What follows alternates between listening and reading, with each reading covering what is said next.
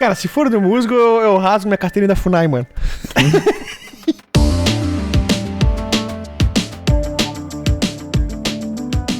Essa é a 4ª temporada do Você Não Precisa Saber podcast. Todo episódio, algo surpreendente sobre um tópico totalmente desnecessário. Episódio de hoje, tá com pena, leva pra casa. Ok, então a história que eu trouxe hoje é de um roubo de museu. Clássico do cinema. E é um roubo meio esquisito que aconteceu, porque ele envolve, assim, o ladrão é uma pessoa que não tem nada a ver com o que você esperaria fosse o ladrão, e eles também não roubam as coisas que fazem muito sentido dentro do, sei lá, do nosso contexto de achar, tipo, a pessoa entrou no museu pra roubar um negócio e saiu com aquilo, tá ligado? Eu achava que o mundo do crime era bem simples, assim. Você roubava algo de valor, você vendia, profit. Bonequinho ali Não, e realmente, só que, tipo, se você vira e fala assim, o cara entrou no Museu de História Natural britânico e roubou umas aves empalhadas ali, tá ligado? Caralho. Ou essas aves valem mais do que eu imaginei que elas valiam, ou alguém tem um fetiche bem estranho. Então, exatamente. Exatamente o que, Diogo? Os dois. Que? Me diz que é uma velhinha polonesa do leste europeu, cara, pelo amor de Deus. Não. O ladrão, no caso, é um estudante americano que tava na Royal Academy of Music de Londres. Ele era um flautista que tava tocando na Academia Real de Música do Reino Unido. Tá, o cara é um musicista então, né? Isso. É um músico, né? Uhum. E o nome dele é Edwin Rist. Ele tinha 20 anos na época, então, tipo, ele já era meio perturbado, né, nesse sentido. Porque, porra, tipo, 20 anos, era um flautista muito bom. Tava lá, tipo, na Academia Real de Música. E daí a história que é contada é assim, que ele roubou o museu pra pagar uma flauta de ouro que ele queria comprar. Beleza, ele roubou o museu, flauta de ouro. Só que daí ele roubou o museu de História Natural. Ele nunca cogitou roubar a flauta pra, tipo, reduzir etapas, tá ligado? Não, então, é porque daí, no caso, o roubo do museu envolve um outro hobby dele. Que era pesca com mosca. Não sei se vocês estão ligados o que é isso. Nossa! O nome em inglês é salmon fly. Salmon fly tying. Tipo, que é amarrar mosca de salmão. Tá ligado? Caralho. Que é, tipo, tá ligado aquelas pescas que o cara... Alguém chama o Joel aqui, que nós precisamos de um tradutor aqui, from behind. Tá ligado aquela pesca que, tipo, o cara pesca com uma isca, tipo, artificial. Tá. Tipo, ele fica chacoalhando, assim, joga e puxa, já viu? Tá. No Hannibal eles fazem isso, eu acho, no seriado Hannibal. O Will... Eu esqueci o nome do cara lá. Mas tem umas cenas que ele tá, assim, tipo, no meio do rio, com água até o joelho, e ele fica lá, tipo, jogando a isca e puxando, jogando e puxando. Eles usam umas iscas... Tipo, hoje em dia é tudo artificial, né? Mas o original, o negócio que foi desenvolvido lá atrás, é artesanato, assim, é feito à mão. Eu cresço as minhas próprias iscas em casa. Eu faço as minhas próprias iscas, só que, tipo, é um negócio feito que, tipo, antigamente, bem antigamente, lá, tipo, nos 1900 e bolinha, assim, quando os caras criaram isso, eles começaram a fazer receitas. Tem aspas no ar. Receitas de como fazer essas iscas. E daí, tipo, tem tipo, os modelos clássicos dessas iscas. Só que todos eles usam penas de pássaros que hoje em dia ou são extintos ou são protegidos. Tá ligado? Então, tipo, não é uma coisa que você consegue facilmente, assim. Sim. E daí, tipo, no caso, assim, ele desde, sei lá, meio que criança, tava nesse hobby também. E ele conheceu uma galera, tipo, nos Estados Unidos lá, né? Que ensinou ele a fazer as iscas, que foi mostrando pra ele esse caminho das pedras. Cara, eu não quero chatear o teu personagem. Tá. Mas ele é um flautista. Isso. O hobby dele é pescar com mosca. Não é nem pescar com mosca. É fazer a isca. Cara, exótico, né, cara? Ele não é muito popular em festas, a gente já sabe. Nem um pouco. Sem querer ofender todo mundo que toca flauta, mas... me incluindo, tá? Eu toquei flauta doce enquanto eu era criança, então eu acho que eu posso falar mal, resumindo, porque eu sou do grupo ali. Não, então, tipo, mas é que o lance deles é, tipo, fazer a isca pra ficar muito igual ao que é original, assim. Sim. E eles não usam daí, né? Porque, porra, é uma pena de um pássaro extinto, assim. Sim. Você não vai usar, tá ligado? Você não vai usar, você vai botar pra expor, você vai vender, sei lá. Pra quem? Exato. Vai lá ver a isca. Exatamente, então. E daí, tipo, como ele tava em Londres, um cara falou pra ele assim, vai lá dar uma olhada nesse museu aí, tá ligado? Que lá tem muitos pássaros, assim. E daí ele foi no museu. Em 2008 ele foi no museu, inventou uma história, assim, pra poder entrar no armazém onde ficam esses pássaros, assim. E, tipo, nisso, assim, ele não necessariamente queria roubar ainda. Mas ele queria ver. Ele queria ver. Tô só olhando. Fica a dica, bandido também mete tô só olhando. Então, só que o migué que ele meteu era assim, tipo, não, eu tô aqui pra ajudar um amigo meu que tá fazendo um PhD e eu preciso tirar fotos, tipo, de espécimes aqui, né? Tá. Daí ele foi guiado pelo museu, levaram ele em todos os lugares onde tinham as gavetas lá, tipo, que eles têm milhares de exemplares de vários pássaros. E nesse museu tem pássaros que, por exemplo, Darwin coletou, tá ligado? Caralho! E tem pássaros que um outro cara, que é o Alfred Wallace, que era um outro naturalista, que era parça do Darwin, tá ligado? Parça do Darwin, tá ligado?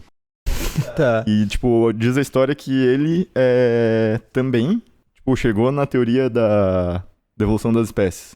Ah, eu conheço essa história. Os dois chegaram meio que ao mesmo tempo. Daí eles, tipo, ele até escreveu, mandou pro Darwin, e o Darwin já tinha chegado também, então, tipo, foi meio que um contemporâneo, assim, né? Contemporâneo do Darwin, e que, porra, era muito importante também o cara. Que azar que só um ficou famoso, né? Tipo, a gente não fala sobre o wallacismo. O Marco, como é que ele vai mandar um wallacismo social que ele manda todo o podcast, né, mano? Então, daí, tipo, e daí tem essas espécies que eles coletaram lá atrás e que, tipo, tem um valor histórico, mesmo da história do negócio, mas também tem um valor científico que é, tipo, eles usam essas, as penas, as peles, as carcaças desses animais pra estudar, tipo, aquecimento global. Ah, cara, claro. Científico tem muita coisa disso também. Sim. Mas daí voltando, né? Então ele foi lá, tirou as fotos. E daí, ao mesmo tempo que ele tava tirando essas fotos, ele tava tirando fotos do museu, assim, corredor, não sei o que lá. Tá já tava na malinagem, já tava na... Ai, que bicho. Daí, beleza, ele tirou as fotos dos pássaros que interessavam pra ele, né? Tipo, não necessariamente os mais raros, mas os que interessavam pra ele fazer as iscas dele. E daí ele voltou pra casa. Tá. Daí, beleza, e daí em casa, a história é que, tipo, ele chegou em casa, abriu lá um doc no Word, tá ligado? Tipo, roubo do museu. Não pode ser. Sim. E que daí ele começou a listar, tipo, tudo que ele precisava fazer pra chegar lá e o que ele ia precisar levar, né? E daí no final, tipo, o que ele precisava era um cortador de arame, um cortador de vidro, uma mala, tipo, coisinhas assim, né? Uma lanterna. Tá. Uhum. Daí em 2009 ele pegou e foi, tá ligado? Pegou um doc no PC e uma ideia na cabeça. Uma ideia na cabeça. E daí ele foi, tipo, numa noite... Conseguiu lá cortar o arame do muro do museu, pulou pra dentro. Daí, na hora de abrir a janela, ele tinha derrubado o cortador de vidro. Então, ele simplesmente quebrou. Foda-se, quebrou, já tô aqui, vou, tá ligado? Quebrou. Tipo, tocou o alarme, mas ninguém veio. Daí ele, beleza. Né? Ninguém veio, ele entrou. Foi lá, pegou os pássaros, tá ligado? Tipo, cara, lotou a mala de pássaro, pegou, tipo, 50 exemplares de uma espécie. E tipo, ficou uma na gaveta, assim. Não, peraí. Ele não pegou as penas, ele pegou o bagulho mesmo? O cadáver? As aves mesmo. As aves. Caralho! Então, ele pegou as aves, pegou pena, pegou, tipo, às vezes só asa, né? Entendi. Pegou, tipo, o que tinha de espécime, assim. Daí pegou, cara, é uns pássaros que tem uns nomes meio loucos, assim, mas, tipo, um dos que eu reconheço, que ele pegou é, tipo, aquela ave do paraíso, tá ligado? Ave rei do paraíso, assim. Que é uma ave que... Eu acho que foi o Wallace que, quando ele encontrou na Malásia, eu acho, da Malásia, tipo, ele olhou assim, tipo, cara, isso aqui é uma prova de que nem tudo no mundo é feito pros homens. Tá Caralho. ligado? Tipo, porque... Usando essa ave de referência. Porque, tipo, eu sei que... no momento que outros homens verem esse pássaro vai ser extinto, tá ligado? Porra. Tá, rei ave do paraíso? Eu acho que é King Bird of Paradise. King Size of the... A gente não dá valor, mas tinha muito valor esses passarinhos empalhados aí, resumindo. Sim, E daí também, tipo, você vai ver, é tudo uns pássaros exótico, colorido pra caralho, com umas penas que brilham no escuro, tá? Não tanto, mas... Né? Umas cores RGB, uns passarinhos. Tá, daí beleza, ele encheu a mala. Tipo, cara, ele calcula que ele ficou umas 3 horas dentro do museu. 3 horas?! E ninguém foi... 3 horas... Mas peraí, foi de madrugada isso? Foi de madrugada. Tá. E, tipo, ninguém foi... Tipo, Alguém perdeu o emprego. Tem histórias que o guarda tava assistindo o jogo de futebol e não foi ver. Tem histórias que o alarme não tocou, então, tipo, não tenho certeza desse ponto. Sim. Tá. Há controvérsias. Mas ele conseguiu fugir. Uhum. Só que, tipo, como ele não pegou espécimes... Tipo, não pegou a gaveta do Darwin, tá ligado? Uhum. Que é o que seria que o museu acharia que um ladrão teria ido buscar. Claro, porque teria mais valor. Isso. O museu demorou muito pra detectar que tinha sido roubado alguma coisa. Porra, Caralho. Nenhum museu se importava com os pássaros, resumindo. Não dava tanta importância pro Wallace quanto davam pro Darwin, né? Um abraço pro Wallace de novo. Coitado do Wallace. Daí, tipo, no final ele conseguiu roubar. Daí, dentro dessa comunidade online de pessoas que fazem essas iscas, todo mundo sabia que ele tinha roubado, tá ligado? Porque, tipo, ele, né, começou a vender os negócios e era um fórum, uma comunidade pequena. E penas impossíveis antes de serem acessadas, do nada surgem. Tanto que o cara que meio que desencava essa história, assim, ele até escreveu um livro depois sobre, ele fala assim, cara, eu servi na guerra do Iraque, tá ligado? E daí um dia, tipo, me contaram essa história... E daí eu fui atrás, né? Daí eu fui numa feira, assim, que tava tendo com esses das iscas. Daí ele chega pra um cara e fala assim, eu tô aqui pra investigar essa história, né? E daí, tipo, o cara fala assim pra ele, cara, eu te aconselharia a não ir atrás disso, tá ligado? Porque a gente é uma comunidade muito pequena e muito unida. Que isso, e você não quer mexer com a gente. E daí o cara só assim, tipo, mano, caralho, eu servi no Iraque, cara. Que merda é essa, tá ligado? Você faz isca de... Porra, tá ligado? Você é um... querendo ou não, né? Porra, você é um nerdola que tá fazendo artesanato aqui. E daí, tipo... O cara, tipo... É o equivalente aqui em Florianópolis, o cara chegar no curiódromo, né? Os caras cuidam do periquito, entendeu? Nós somos uma comunidade aqui de galera que cria periquito, a gente é bem unida, entendeu? Caralho, mano, eu operei fuzis de assalto, porra. O que você vai fazer, né? Tá ligado? O que você vai jogar o piste em mim? Vai tacar um anzol na minha cara. A anedota do cara, assim, mas daí ele pega e começa a investigar, e daí ele vai atrás. Mas no fim das contas, assim, esse cara roubou cerca de $1 milhão em valor de penas de ave, assim, né? Sim. Que eles calculam que, tipo, vendendo pra essas pessoas que fazem essas coisas. Mas o valor histórico e científico do negócio é inestimável. É inestimável, Imagina. O Darwin 2. Né? O runner-up do evolucionismo. O segundo lugar, que ninguém lembra. Mas, e daí, tipo, no final, tudo bem, ele foi pego. Só pra fechar a história, assim, pra mostrar como o cara era meio psicopata também, tá ligado? O cara das iscas? Isso. Não, eu já sabia que ele tinha problema desde que começou a contar os hobbies dele, mas... Mas, tipo, ele foi pego e no julgamento, assim, eles... Estimado é que iam dar uns 10 anos de cadeia pra ele, fora as multas, tudo que ele tinha que pagar, devolver as aves. Só que daí ele alegou que ele tinha Asperger's. Why are there hamburgers in your underwear? Are you serious? How could there be... Oh my God! You're saying I have Asperger's? Daí dentro do julgamento teve uma análise lá dos psicólogos. Daí o juiz já sabia que não ia conseguir deixar esse cara preso. Daí eles botaram tipo, uma pena de 1 ano, que também não foi... Nem ela foi. Frente, E daí o cara ficou livre, assim, tá ligado? E daí o cara... Mas ele tinha mesmo, então, diagnosticado o problema. Então... daí não, Diogo, não dá esse sorrisinho pra mim. Daí esse cara que tava investigando, tipo, conseguiu entrevistar ele, tá ligado? Falou tal. E daí em algum momento ele falou assim, cara, tipo, você não tem nenhuma característica de Asperger's, tá ligado?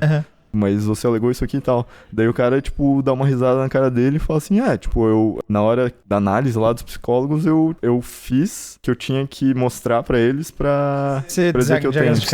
Cara, daí o fim da história é que, tipo, alguma coisa foi devolvida, tipo, acho que 1/3 da coleção que ele roubou foi devolvido, uma outra parte com certeza foi vendida e uma outra parte que, tipo... Virou isca. A parte que foi vendida virou isca, com certeza. Sim. Daí tem uma parte que, tipo, meio que não acharam, não sabe do fim do negócio, assim, daí, tipo, tem toda uma investigação se é um amigo dele que tava vendendo. Eles deram uma olhada no doc dele.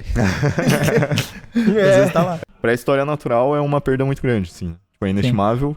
Essa é a minha história. Caralho, mano. E hoje ele toca flautinha de ouro.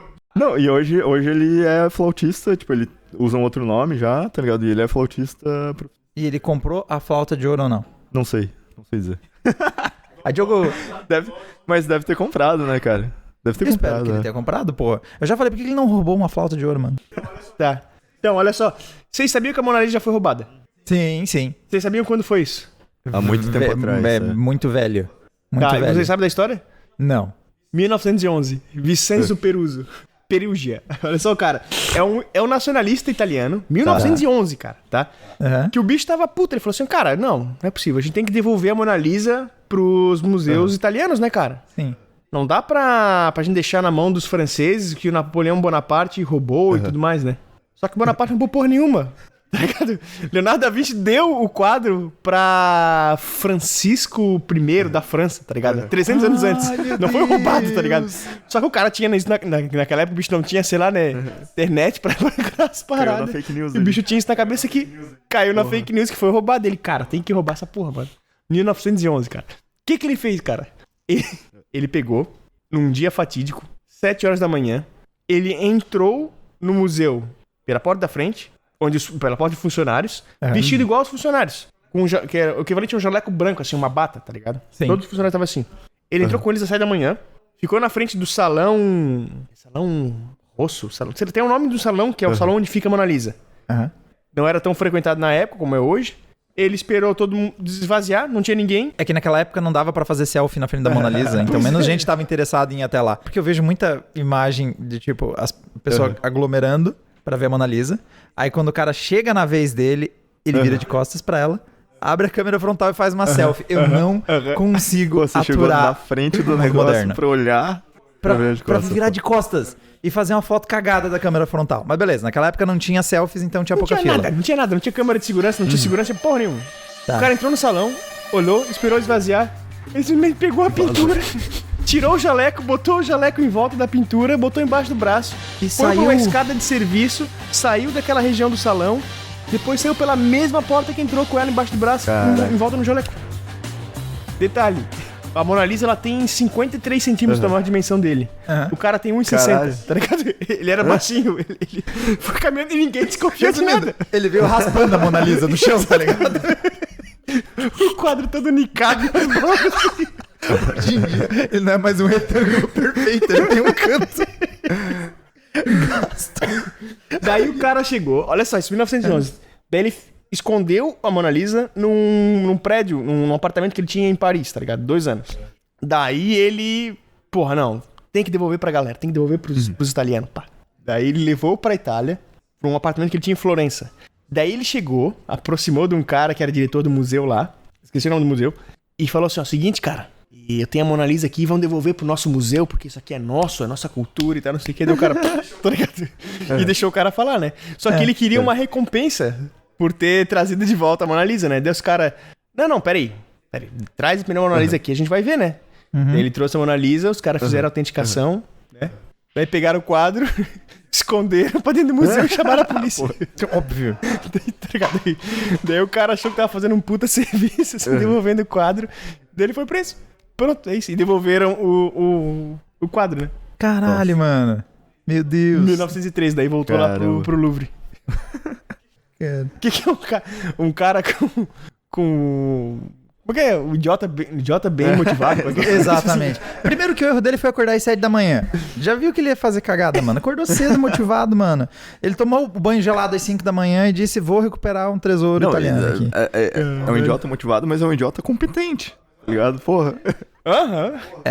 Não, os franceses que eram muito incompetentes, Não, né, cara? eu acho que realmente a incompetência é mais na ponta da segurança. Então, falando de incompetências, então vou trazer o caso do Isabella Stewart Gardner Museum, ou como o Marco fez bullying, porque a primeira coisa quando você busca de roubo de museu, realmente aí se pula no topo, porque ele é o maior roubo que já teve, porque hoje se estima que passou de $500 bilhão o valor das obras roubadas. São $500 bilhão. A última estimativa que eu vi foi de 2015 e tava avaliando as obras em $600 milhões.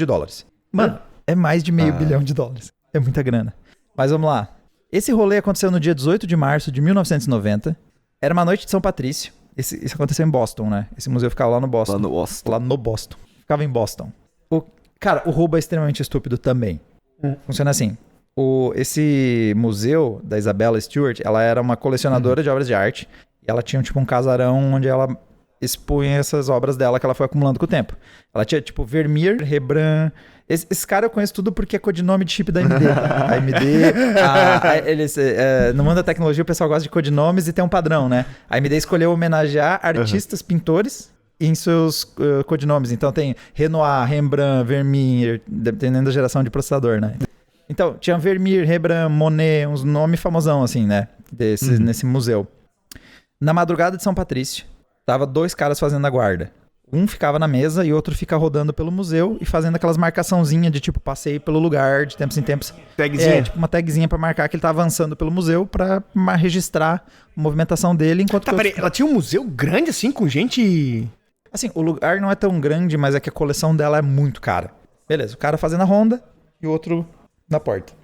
Só que disparou o alarme de incêndio, que eles foram verificar e não tinha incêndio.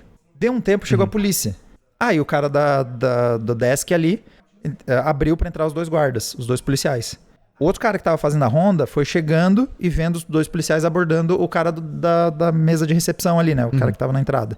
Quando ele tava se aproximando, os 2 policiais estavam prendendo ele. Aí disse, vixe, deu treta ali, né? Eles não acharam estranho os policiais virem porque disparou um alarme, tá ligado? Estavam prendendo ele. Ele parou, ele tá em problema. Ele foi se aproximar, mas, tipo, mantendo a distância, até pra não atrapalhar os policiais, né?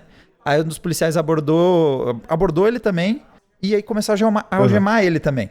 Aí ele, caramba, mano, o que tá rolando aqui? Ele disse que quando colocaram ele no chão, e ele começou a sentir uma fita crepe sendo enrolada em torno do rosto dele, de repente, caralho, mano, é óbvio. Eles não são policiais. Eles não são policiais. E esse guarda, ele diz, inclusive, que eles eram extremamente educados, assim. Eles tratavam a mim, não, faz tudo aí que a gente disser, que não vai dar problema nenhum. Eles pegaram os 2 guardas e levaram pro piso inferior e trancaram eles numa, tipo, cano de metal. E trancaram também com algemas. Só que diz que até o cara fez várias vezes porque ele tentou encaixar pra ficar confortável. Então, tipo, o cara é mó educado com os 2, dizendo que não, fica tranquilo e tal. Se você fizer tudo que a gente disser, não vai te acontecer nada. Mas ele, ainda assim, apavorado, com fita crepe no rosto, ele não enxergava, né? Enrolou com fita, não conseguia. Só tinha o nariz pra fora, tá ligado? Eles ficaram, ao total, 81 minutos andando pelo museu. Isso é totalmente fora de cor. É claro que o Diogo acabou de apresentar outro caso de ficando um tempão fazendo, né? Sim, mas o normal em um assalto de museu é ficar em torno de 3 minutos. A ação, ao todo. Normalmente é super rápido. Um assalto a um museu normalmente é uma operação super ágil. Não, eles ficaram 81 minutos. E devido a um conjunto de sensores, tem um vídeo que depois eu vou pôr lá no post, que eles conseguem recriar minuto a minuto o avanço deles pelas salas e o que está sendo tirado. Então uma das coisas que chama atenção é a escolha deles é meio estranha, porque eles não foram necessariamente nas coisas mais caras, apesar do Vermeer ser muito valioso, né? Uma obra do Vermeer sozinho valia $200 milhões. Era mais cara. Mas tinha outras obras que teriam valido mais a pena. Mas eles tiveram um padrão bem específico de roubo. Então, eles ficaram 81 minutos, muito tempo, com muita tranquilidade. Ele disse tanto que, em parte desses 81 minutos, quase metade do tempo eles não estavam roubando coisas. Eles estavam circulando e não roubavam, tá ligado? Tipo, imagina, foram 13 obras, você não leva 1h30. Tipo, esse podcast dura menos do que o roubo dos caras, tá ligado? Normalmente. Estavam as obras, pô. Não é de duvidar que eles paravam e ficavam olhando os quadros, tá ligado?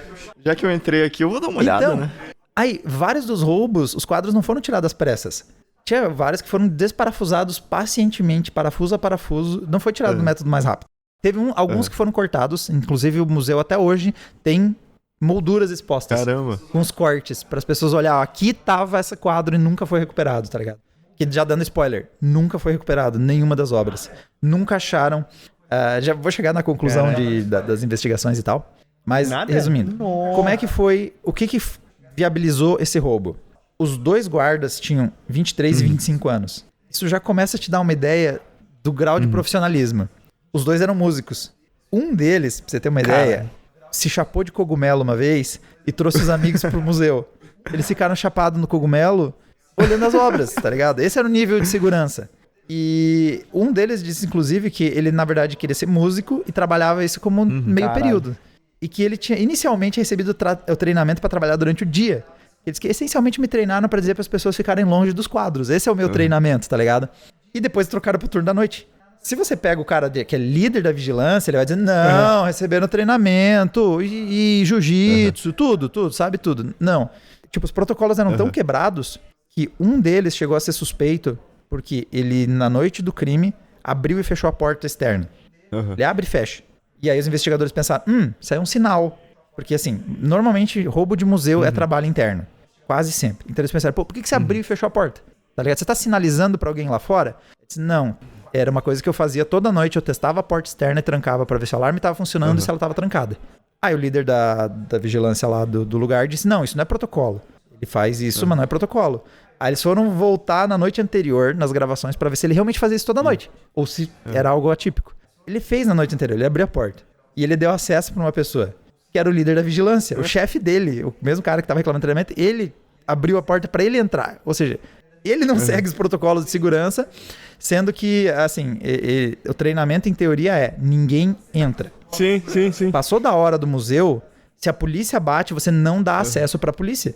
O protocolo é, se é o chefe da vigilância, você não dá acesso ao chefe da vigilância. Por quê? Porque essa pessoa pode estar sendo sequestrada. Então, por exemplo, chega, é o teu chefe, é o cara líder da vigilância, vou deixar ele entrar. Quando ele entra, tem outro cara armado. Sim. Tá sequestrando ele, na verdade. Então, o protocolo é, ninguém entra. Obviamente, não apenas gente chapada de cogumelo entrava. O chefe da vigilância não seguia também o protocolo, como os caras pediam pizza, tá ligado? Chegava, teve vídeo dos caras entrando com pizza dentro do museu, entendeu? Então, tipo, os protocolos não eram seguidos de forma nenhuma. Então, e outra, o momento, provavelmente alguém estudou o local, porque ele sabia que tinha a parte inferior para trancar eles nos canos, conhecia, e também sabia que a partir do momento que o cara da mesa saísse para abrir a porta, se ele não conseguisse voltar para a mesa, a única forma de defender o museu de um ataque externo e pedir ajuda era um botão do pânico na mesa em que o cara levantou e não tinha mais acesso porque estava na porta. Então, a partir do momento que o guarda foi lá, abriu a porta e os policiais algemaram ele acabou qualquer chance de impedir o assalto. Então, eles ficaram 81 minutos revirando o lugar. E ninguém sabia, né? Porque eles sabiam que não ia acontecer nada. Tanto que depois eles foram encontrar os guardas no outro dia. Eles demoraram pra achar porque eles estavam morrendo de medo que se eles gritassem por ajuda, iam lá descer e matar eles, tá ligado? Que é aquela, né? Estão sendo educados, mas tem que cooperar. Pra não falar. Mano, se eles dessem lá e dessem bala, porque eles viram, né? Ainda por cima até a questão que os guardas, os dois vigias, viram os dois assaltantes. Então, tem um deles que nunca mais usou o nome real dele porque ele tem medo que um dia eles vão vir buscar ele. Imagina o medo. Porque aí vem a conclusão de onde estão os quadros. Não sabe até hoje. A polícia mesmo de Boston diz que já pegou um esquema que envolve a máfia de Boston e uma autoelétrica que tinha vários criminosos lá. Eles têm praticamente certeza que foram caras de lá que moveram para Filadélfia e de lá eles sabem quem foi que receptou. É aí que vem o ponto que fez essa... Apesar de ser muito dinheiro, eles nunca resolveram. Eles não têm eles não têm quase nada material. Porque, por exemplo, fizeram lá, procuraram DNA, aí só acharam uma véia polonesa nas amostras de DNA.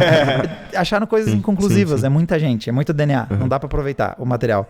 Eles não têm nada, exceto essas gravações e os alarmes indicando onde eram as salas que as pessoas estavam, eles não têm nada material, é sempre versão.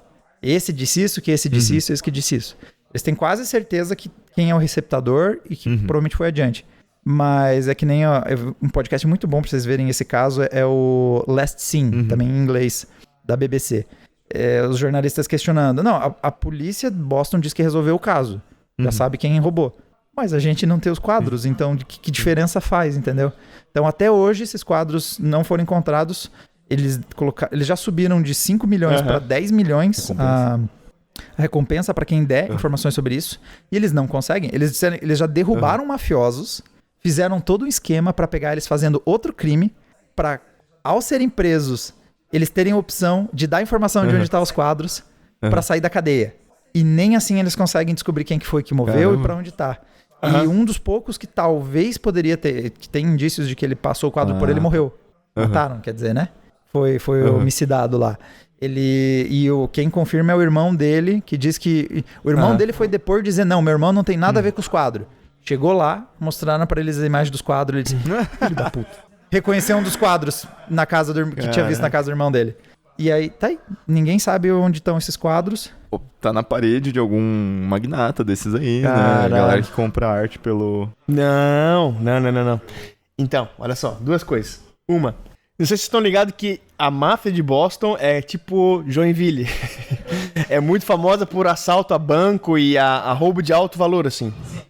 A segunda coisa, muitas dessas pinturas, elas têm seguro, tá ligado? Então, assim, ó, uma coisa que eu tinha visto um seriado, até lido em outro lugar, é que, assim, ó, esses roubos, geralmente, eles são encomendados. O magnata, ele tem uma coleção, tá faltando tal e tal e tal. Então eles vão lá e falam assim, ó, eu quero esse e esse.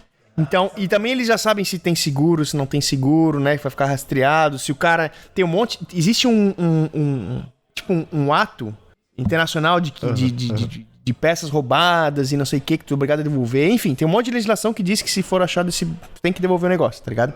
Então, esses roubos são encomendados, até justifica por que eles entraram no museu e, de certo, ficaram procurando essas peças, né? E não foram pegando tudo que vinha. Exatamente, já tinha... Então, foi negócio encomendado. E esses caras, eles não expõem, justamente por causa desse ato. Qualquer pessoa que... Isso aí tá guardado num cofre, lá deve estar na Suíça, tá ligado? É um valor estimado lá e etc, né? E esses caras não expõem essas obras. Eles não expõem, não expõem. Nem pra dizer assim, não, isso aqui é uma réplica. Então, não corre existe risco, um mercado assim. de réplica muito forte. Existem os caras que eles são perito em fazer réplica, tá ligado? Daí os caras expõem como réplica, tudo bem. Só que mesmo assim é um risco... Não, mas eu digo assim, tipo, eu tenho aqui essa obra, eu sei que ela é roubada, eu sei. Mas eu botei na minha parede e eu falo pras pessoas que é uma réplica, Mas é que tá, é um risco... Só que, tipo, eu tenho esse orgulho de ter... Eu dou a risadinha interna toda vez que eu digo a minha réplica. Será que... Pois é, pode ter, pode existir. Mas é um risco muito grande, tá ligado?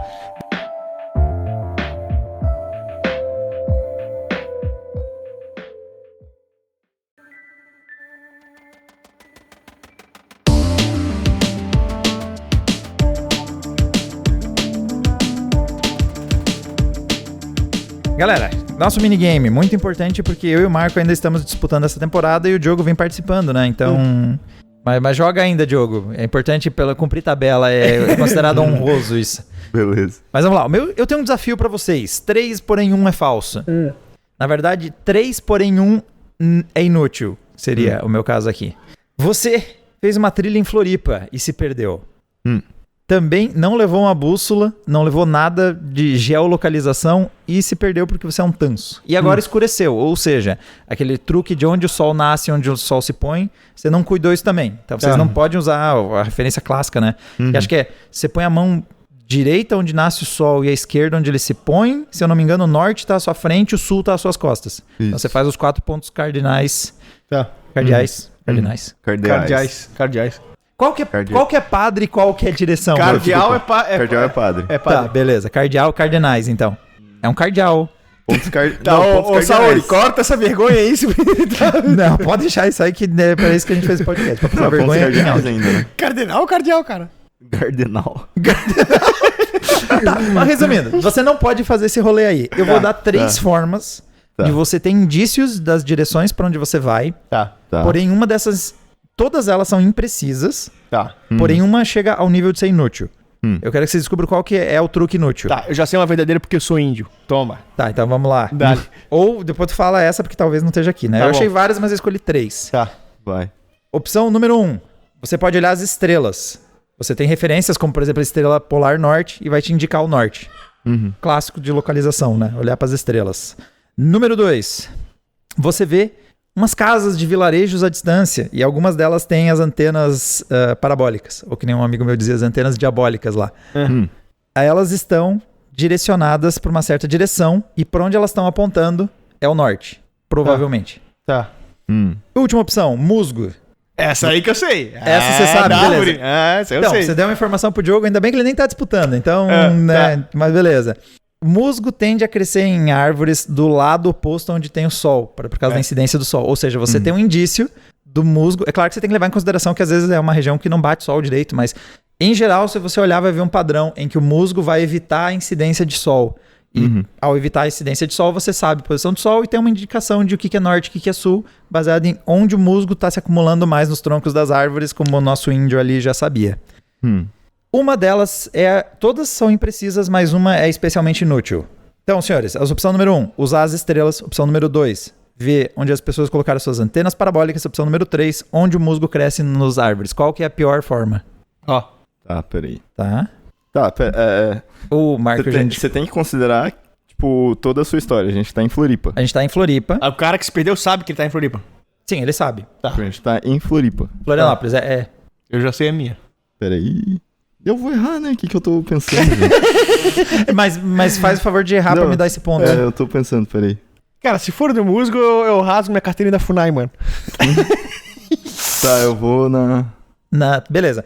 O senhor Marco escolheu a opção número 2. Você está olhando... Você acha que olhar as antenas de satélite não indica o norte? Não indica o norte. O Diogo diz que as Você não vai conseguir ver estrela, porra. A opção número 1, estrelas, você não pode se basear pela posição das estrelas. Então, nós temos 1 ponto pro Diogo e 1 ponto pra mim. O musgo você tava certo, Marcão. Mas vamos lá. As antenas parabólicas, normalmente, você precisa saber a direção, você precisa saber em qual hemisfério você tá. Porque elas vão apontar para satélites que normalmente vão estar na linha do Equador. Ou seja, como a gente está para o sul, as nossas antenas vão apontar para o norte. Então, normalmente, o sinal vai ser melhor se elas virarem para o norte. Então, as antenas te dão uma indicação. Se você vê mais de uma, a direção que elas estão apontando provavelmente é o norte. Então, essa é uma informação útil. Por que as estrelas são inúteis, apesar de a gente ouvir falar tanto da estrela polar norte? As estrelas... A gente não consegue ver, né? A polar norte. Essa era a parte importante. Porque a gente tá no hemisfério sul. Não, mas que a gente não vê ela. A gente usa o Cruzeiro do Sul, né? A gente usa outras estrelas pra se localizar. Mas aí que tá o ponto. É que ela é a pior de todas, porque... Tá. É a pior. Isso, por isso que eu disse. Todas elas são de algum grau de imprecisão. Entendi. Cruzeiro do Sul, porra, não. Eu achava também. Não, mas aí que tá. A maior parte das estrelas... Pela poluição luminosa, tá ligado? Não, você olhar e cadê as estrelas? Cara, mas peraí. Olha só, a maior parte das estrelas não é estável no céu. Elas têm mudanças de posição dependendo da época do ano. Sim. A Polar Norte é uma das raras estrelas que, por causa da posição em relação à Terra, ela parece estática no céu. E é por isso que ela é tão referência de quem quer se localizar. Só que tem um problema. Ela é visível e dá a impressão que ela tá fixa na direção norte. O que faz ela ser visível só do norte, o hemisfério norte. Então, como a gente tem muito essa coisa de... Principalmente por causa da nossa cultura muito... nossa história muito, diria, ocidentalizada, europeia, digamos assim. A gente acha que é referência à estrela polar norte, mas ela só é referência para navegação no hemisfério norte. No hemisfério sul, ela não é uma boa referência. E as outras estrelas, em geral, a estrela polar norte é uma exceção. A maior parte das estrelas, elas variam de posição ao longo do tempo. Então, elas não são um referencial tão útil assim. Elas acabam... E como a gente não tem a polar norte, os restos das estrelas não vão nos dar uma referência tão clara. Tá, sabe por que eu votei nessa merda aí? Porque eu vi uns caras, velho, tentando botar aquela antena do Starlink. Tá. Tipo, tu tem que botar ela voltada pra um satélite específico, né? Que tá posicionado no espaço, tá ligado? Sim, geoestacionário e tal. Só que ninguém chega assim, vamos começar pelo norte. Não, é sempre um fuzuê assim, é pra cá, não, mas o satélite tá pra cá, não, mas checa o sinal que deu aqui, não deu, então vira um pouquinho. E o cara não vira um pouquinho, tipo assim, tá no norte, vou virar um pouquinho, não, agora deu sinal. Não, o cara, tipo, pum. Então me deu a entender que... O cara girando quanto tempo. Pois é, porque assim, eu sei que já é uma coisa que o pessoal tá se preocupando, a ocupação da órbita em termos do Equador, né? Que é onde tem a maior translação e etc, o escambau lá, a ponto de que de uma hora ficar sobrecarregado. Sim. Não me pareceu que eles colocam os satélites só nessa posição aí, devem botar também no hemisfério sul, hemisfério... Né? Isso, Então, a diferença... tem antenas que estão viradas pra cá, tem antenas que estão viradas pra lá, tem antenas que estão viradas pra lá, sacou? Mas é que a diferença do Starlink versus um sinal de TV, o sinal da antena parabólica, porque as parabólicas estão realmente, em geral, os satélites que elas conversam estão na região do Equador. Então, é um outro sistema. A Starlink, justamente porque ela é muito mais crítica de largura de banda e latência, eles estão espalhando ao longo de todo mundo. Isso.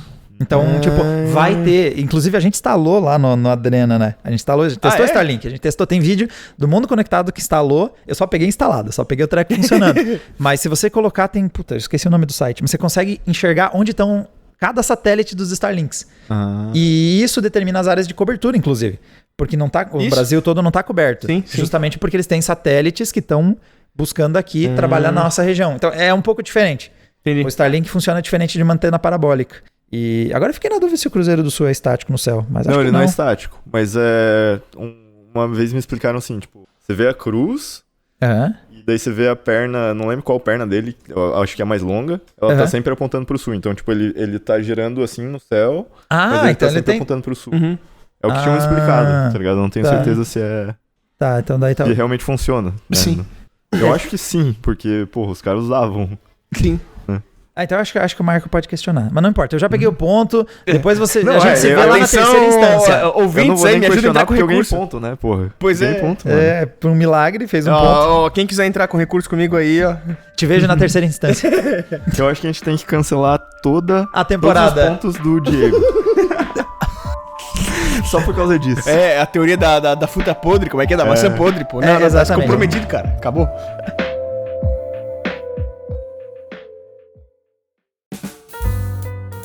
Senhores, hora da nossa leitura semanal de comentários. Hoje vai ser curtinho, vocês não estavam lá muito ativos, seja nas redes sociais, seja no YouTube, seja por onde vocês fazem contato com a gente, mas tem algumas coisinhas importantes pra gente comentar. Então a primeira delas é que começamos então o nosso programa de membros no YouTube e já temos um total de 4 membros por lá. Então quero mandar um abraço primeiro o Elber, nosso primeiro membro no canal do YouTube, e também pra galera que entrou, como o seu Igor Henrique, o Mutão e o The Dishonored Inc. Inclusive agradecer que o Igor Henrique e o Mutão, se eu não me engano, os dois são também apoiadores lá no Apoia-se e também estão sendo apoiadores aqui, mesmo caso aí também do Elber, então brigadão pra essa galera aí que tem nos apoiado e agora em dose dupla. Pra quem quiser ser apoiador no YouTube, a vantagem é que eu já coloquei lá os episódios de Sabonete Napolitano, a galera do Apoia-se também tem acesso a eles, mas se vocês acharem mais prático, agora via YouTube você é membro e automaticamente ele desbloqueia esses episódios adicionais. E falando no Mutão, inclusive ele deixou um comentário, ele disse: ansioso pelo próximo Sabonete Napolitano. Em breve eles estão vindo, então nós temos ainda mais 2 episódios, esse e o último, né, o número 40 vai ser o que fecha essa temporada. Depois deles eu vou trabalhar em cima dos materiais aí que nós temos acumulados e eu já posso garantir que pelo que eu separei aqui a gente já tem 2 de pelo menos uns quase 50 minutos de duração e ainda vai ter mais um, o terceiro eu ainda tô tendo que ver o quanto que vai sobrar de material para ele, mas eu tô chutando que ele vai também ter pelo menos uma meia hora de duração. Então é fácil, galera, a gente já tá indo para mais de 2 horas de conteúdo extra para os nossos apoiadores ou nossos membros no YouTube. Assim que terminar essa temporada, a gente vai publicar esses episódios, além dos 4 episódios que já estão disponíveis. Nós já temos 4 das temporadas anteriores disponível para vocês. O Theo Jogando marcou ali aos 25 minutos e 04 segundos. Espetáculo, só o trabalho de vocês, senhores. Então, brigadão aí, Theo. A beleza está nos seus olhos, ou sei lá, nos seus ouvidos, porque isso é um podcast. O Doritossauro disse: eu tenho certeza que a velhinha era uma criminosa real e meteu essa aí pra não ser presa. Big Brain total. Se foi, realmente, a velhinha polonesa é genial. Quem não viu ainda o episódio 38, realmente, se esse era o plano dela desde o começo, ela foi longe, hein? E o Henrique Plays disse: torresmo não é desculpa pra não gravar um episódio, é prioridade. Então, o dia do torresmo quase realmente acabou com as nossas gravações. A gente ia gravar 2 episódios depois. O Marco ficou incomunicável por mais ou menos umas 2 horas. Ele aparentemente capotou, dormiu. Eu sei que eu suei aquele torresmo. Aquele realmente foi um dia de erros culinários. Aquele dia também estava especialmente quente. Então, não combine dias quentes com consumo de cerveja e torresmo. Meu fígado derreteu e deu pena dele nesse dia. Mas, felizmente, todos nós conseguimos, até o fim do dia, ter se recuperado desse torresmo na metade do dia. E, bom, tanto que o episódio tá aí para vocês ouvirem. E por fim, lá no site, lembrando que o vcnprecisapodcast.com, a gente coloca os nossos posts, coloca todos os conteúdos adicionais para quem quiser ver mais sobre os assuntos que a gente discutiu. E também tem, volta e meia, uma enquete esperando por vocês lá para cada post. E eu larguei lá a enquete de onde as pessoas perguntando, onde vocês preferem o bloco de leitura de comentários. E foi a enquete nossa com mais participação até o momento, teve 47 votos ao total, legal a participação da galera. E massivamente o pessoal votou que ele continue onde ele está. O pessoal prefere que a leitura de cartas, comentários, e-mails e seja lá o que for, sinais de fumaça que vocês mandaram pra gente, continue sendo no último bloco do podcast. Se vocês tivessem votado em outra parte do podcast, eu não ia mexer. Para ser sincero, eu não gosto dessa leitura de comentários abrindo o programa ou mesmo na metade dele. Eu acho que esse é um espaço que não sei se todo mundo curte, eu acho que é o menos interessante do podcast para muita gente. Então eu realmente acho que ele deve ficar pro final em todos os programas que eu escuto. A galera que põe no começo tá errado. Resumindo. E segundo a enquete, o pessoal votou que realmente tá bom aqui onde ele está. Bom, galera, com isso a gente encerra aí a nossa leitura rapidinho de comentários. Vocês não estavam tão animados nas caixas de comentários dos sites do YouTube e também no nosso site, ou mesmo aí gritando com a gente pelo Instagram ou pelo Twitter. E vejo vocês aí na próxima semana. Lembrando, o próximo é o último. Quer dizer, é o último que vai estar no feed para todo mundo, mas se você quiser se tornar apoiador desse podcast e ajudar a gente a produzir a próxima temporada, que inclusive já está começando aí no forno, a gente já está discutindo algumas ideias e novos mudanças talvez, tentar umas coisinhas diferentes. Então, enquanto a gente tá preparando essa temporada, pra galera que é apoiadora ainda vai ter mais 2 episódios, vocês não vão ficar no vácuo, vai ter ainda bastante material e, confesso, tem alguns trechos muito maneiros nessas partes. Então, agradeço a todo mundo que conseguir apoiar o podcast, seja pelo Apoia-se, seja pelo agora se tornando membro do YouTube, ou também mandando um pix direto aí pro vcnprecisapodcast@gmail.com. E galera, a gente se vê na semana que vem. Tchau, tchau. Você Não Precisa Saber é uma produção de Diego Kerber, Diogo Furukawa e Marco Bertoncini. A edição fica por conta de Alexandre Lunelli. Mais sobre os assuntos desse podcast, como fotos, vídeos e mais links, vocês podem conferir em nosso site, em vcnprecisapodcast.com. Quem quiser ajudar na produção de mais episódios pode se tornar um apoiador através do apoia.se/vcnprecisasaber. Correções, sugestões ou para quem prefere mandar um pix, pode ser feito através de vcnprecisapodcast@gmail.com.